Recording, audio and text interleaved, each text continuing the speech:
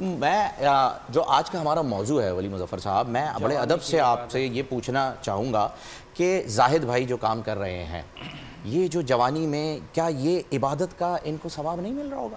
جو ان کے وسیلے سے یہ لوگ فیض یاب ہو رہے ہیں، جو انہوں نے انیشیٹو لیا ہوا ہے، کیا یہ ان تمام لوگوں کی جو عبادات ہو رہی ہیں اس وقت اس ایپ کے ذریعے، اس کے ثواب کے حقدار نہیں ہوں گے؟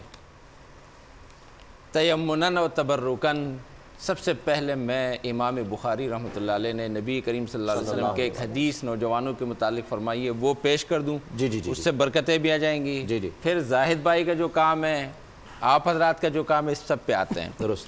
امام بخاری نے حضرت ابو ہریرہ رضی اللہ تعالیٰ عنہ کی روایت سے ایک روایت نقل کی ہے کہ سبعۃ یظلھم اللہ یوم لا ظل الا ظلہ، کہ 7 قسم کے لوگ ایسے ہوں گے قیامت کے دن کہ وہ اللہ تعالیٰ کے عرش کے سائے میں ہوں گے اس وقت اللہ کے سائے کے علاوہ کوئی سایہ نہیں ہوگا، اور لوگ پسینے میں، کوئی یہاں تک ڈوبا ہوا ہے یعنی منہ تک، کوئی جو ہے نا گلے تک، اور کوئی جو ہے سینے تک، کوئی گھٹنوں تک، اور کوئی ٹخنوں تک.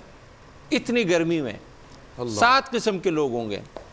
اس میں جو پہلا آدمی ہے وہ ہے امام عادل، کہ وہ بادشاہ جو منصف ہو. بادشاہ ہے عمران خان، تحریک انصاف، اب آپ انصاف کیجئے گا. امام عادل یعنی امام ملکن یا رئیسن یا وزیر اعظم، رئیس الوزراء، منصفن، کہ وہ منصف ہے. دوسری بات جو انہوں نے لکھی ہے، نبی کریم صلی اللہ علیہ وسلم سے روایت کی ہے، وہ بالکل دوسرے نمبر پر ہے، وہ شاب نشأ فی عبادت اللہ. کیا بات، بے شک، کہ وہ نوجوان جو اللہ کی بندگی میں پروان چڑھا. سبحان اللہ. اسی طریقے سے وہ 2 آدمی جو اللہ کے لیے آپس میں محبت کرتے ہوں. میرے اور زاہد بھائی کی محبت ہے ایک عرصے سے، ماشاءاللہ، اللہ کے لیے، اسی پروگرام کے لیے. میں ان کو فون کرتے رہتا ہوں، مجھے فون کرتے ہیں، ملاقات آ چکی ہے. اچھا، ہاں، گپے مارتے رہتے ہیں. تو اور حالانکہ ہم قریب ہے PCHS میں. واہ واہ واہ. آپ سب سے محبت الحمدللہ، احترام بھی ہے، ریسپیکٹ بھی ہے، سب کا ہے.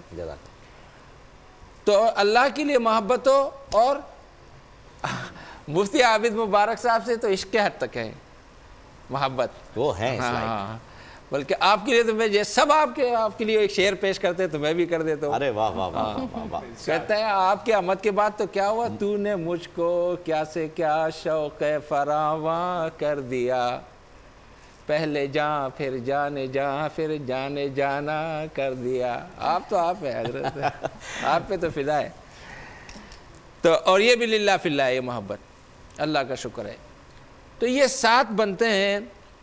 ایک اس میں جو ہے وہ ہے کہ ان کو کسی مالدار خوبصورت خاتون نے گناہ کی دعوت دی، انہوں نے کہا میں اللہ سے ڈرتا ہوں.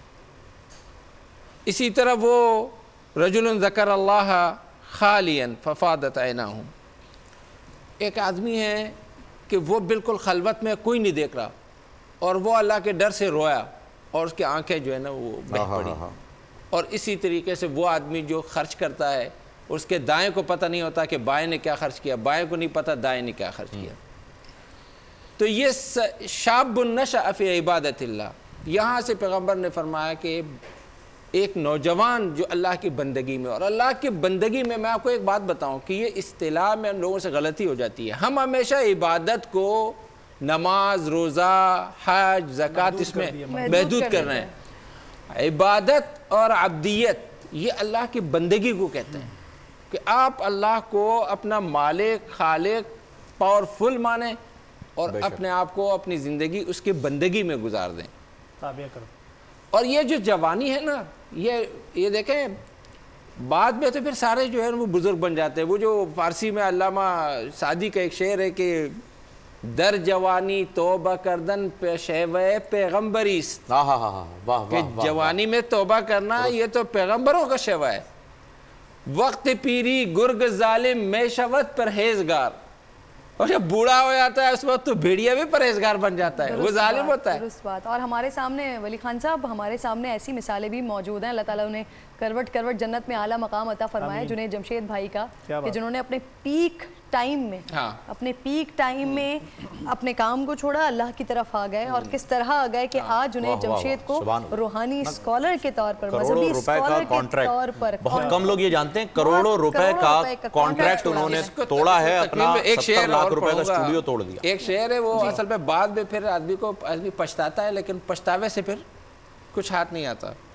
وہ متنبی کا ایک شعر ہے، کہتا ہے یا لیت الشباب یعود یوما، یا لیت الشباب یعود یوما، کاش کہ جوانی دوبارہ ایک مرتبہ واپس آ جائے، ایک مرتبہ ایک دن کے لیے واپس آ جائے. میں نے کرنا کیا ہے، فَأُخْبِرُهُ بِمَا فَعَلَ الْمَشِيبُ، میں ان کو بتا دوں کہ بڑھاپے نے میرے ساتھ کر کیا دیا ہے. اللہ تو بعد میں پچھتاوے سے بہتر یہ ہے کہ آپ، میں ان پہ ہاتھ رکھ کے کہتا ہوں، یہ زاہد حسین صاحب کی طرح جوانی اس طرح کے کاموں میں، آئی ٹی میں اور یورپ اور پوری دنیا میں سے کیوں آگے نکل رہی ہے. میں تمام نوجوانوں سے درخواست کرتا ہوں. کل جو خیانت پہ بات ہو رہی تھی، سب سے بڑی خیانت جو ہے وہ ہمارے گورنمنٹ کے جو ملازمین ہیں وہ کرتے ہیں. صحیح گورنمنٹ کی صحیح نوکری نہیں کرتے ہیں، اس میں اونچ نیچ، غیر حاضریاں، تاخیر سے جانا اور فلاں اور نخرے، اور پھر اگر کام کرتے بھی ہیں تو رشوتوں سے کرتے ہیں.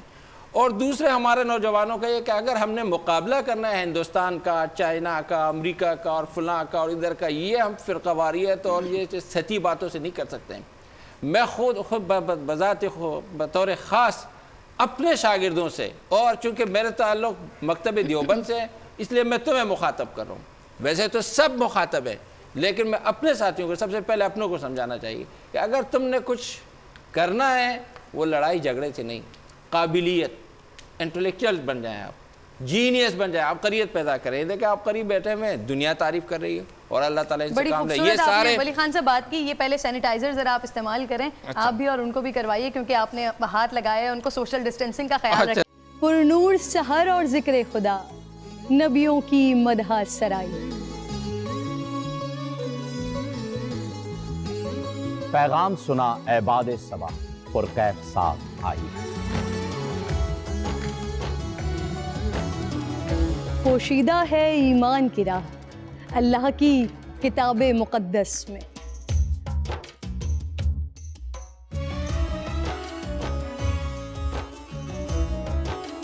بس غور و فکر کا در ہے کھلا، حکمت سے سجی اس محفل میں. ہے لب پہ دعا زدنی علما، روشن ہی رہے یہ سارا جہاں. رم جھم رحمت کی گھٹا، ہر ایک نے ہدایت پائی. نعمت اور برکت سے سجا افطار و سحر کا دسترخوان. ننھے پھولوں نے مل کے کہا آج روزہ کشائی ہے. رمضان المبارک کی خصوصی نشریات رمضان میں بو.